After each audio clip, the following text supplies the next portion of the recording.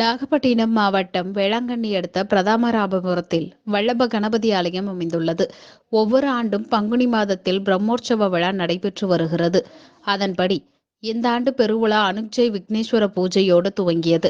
126 கடங்கள் மற்றும் சிறப்பு யாக குண்டம் அமைக்கப்பட்டு மூலிகைகள், சமத்துக்கள், பட்டு வஸ்திரங்கள் உள்ளிட்டவை கொண்டு சிறப்பு பிரம்மோற்சவ யாகம் நடைபெற்றது.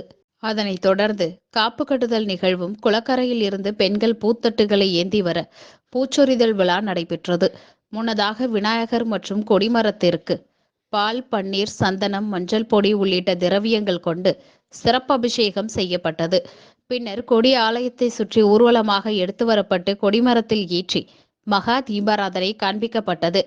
இதில் திரளான பக்தர்கள் கலந்து கொண்டு சுவாமி தரிசனம் செய்தனர்.